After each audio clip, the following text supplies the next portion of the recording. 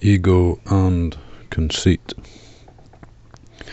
Confusion exists, especially in the Thai language, about certain terms pertaining to the self and an attachment to self. So it seems appropriate to add a brief explanation at this point. The terms that pose a difficulty are atta and mana. Atta in Pali or Atman in Sanskrit translate as self or soul. Buddhadhamma teaches that this self does not truly exist, but that it is assumed by people for convenient communication and mutual recognition with respect to composite forms. The self becomes a problem when people mistakenly believe that they really possess a self or truly exist as a self, which is a result of not fully comprehending the truth or being deceived by conventional reality.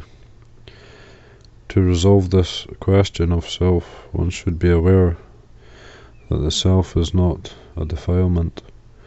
It is not something that must be relinquished.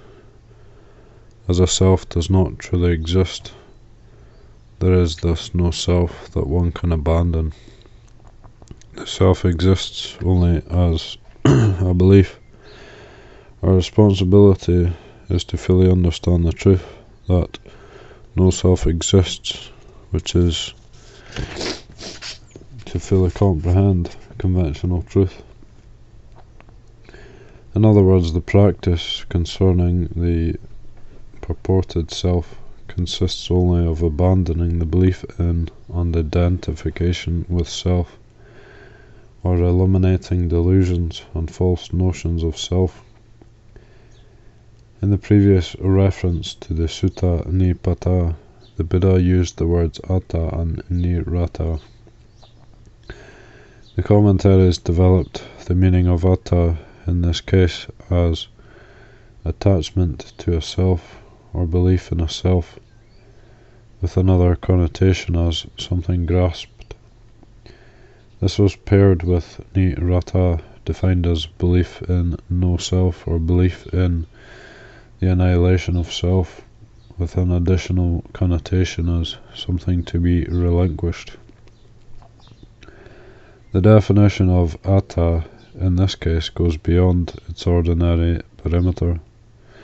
It stresses a person's view, ditthi, namely, harbouring a view of self, which is called atta ditthi or atta nu ditthi.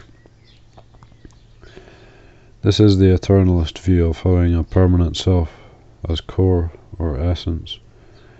Therefore, the explanatory passages from the Maha-Nidesa and Kula-Nidesa mentioned above define atta as belief in self, atta ditthi, or eternalism, sasata ditthi. As atta in this case refers to wrong view, which is a defilement to be abandoned. There are Pali verses in the Sutta Nipata describing the relinquishment for self. For example, one who has relinquished the self, attan jaho, and having relinquished the self, attam pahaya. There exists another form of belief concerning self, which differs from the holding to a view, ditthi. Ditthi here is the belief that one possesses or exists as a self. For example, identifying with something or viewing the self as permanent.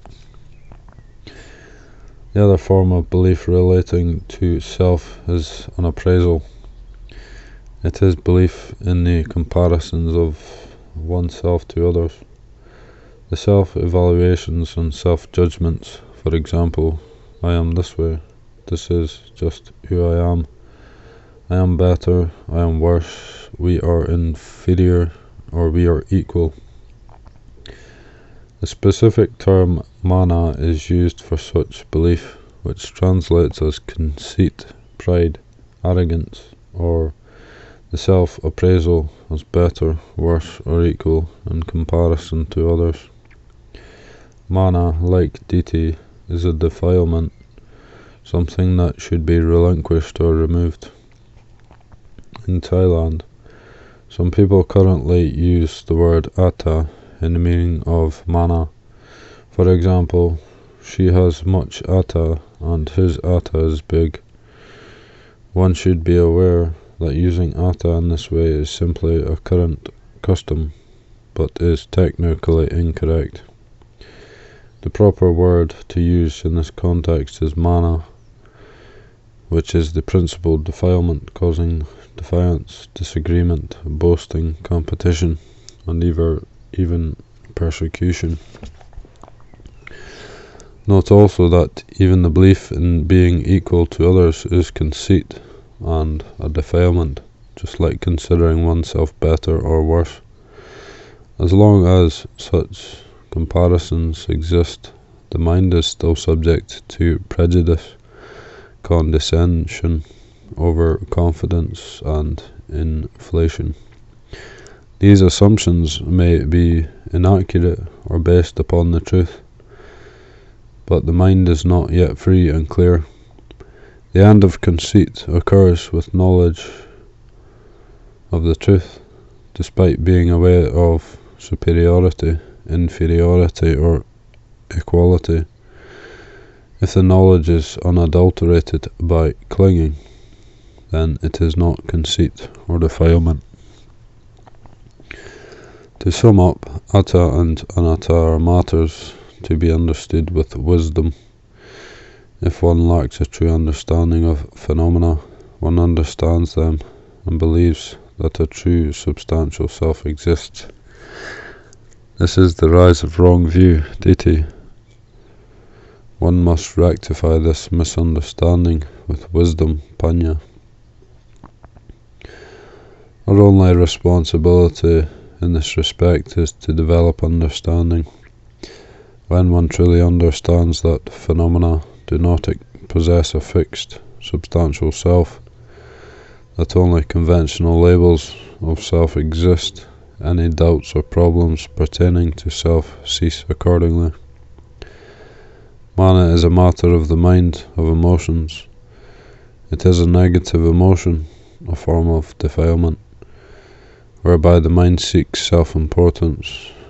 One exalts oneself and disparages others. The mind is blemished in conflict, inflated, closed, and anxious. These attributes of the mind need to be remedied. Our responsibility in this context is to train the mind to abandon and dispel this conceit, to develop such traits as politeness, gentleness, and humility, and to value others and give them respect. Mana is a matter connected to ethical conduct. One needs to abstain from conceit and arrogance, and to resist mental defilement. Atta, on the contrary, is a matter pertaining to the truth. It is rectified when wisdom recognizes the selfless nature of phenomena. These two tasks, however, are essentially connected. When one discerns the characteristic of non-self and lets go of a belief in self, one abandons conceit.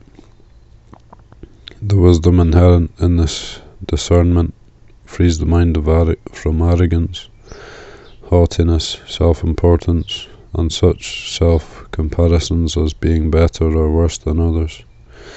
One is free from mana.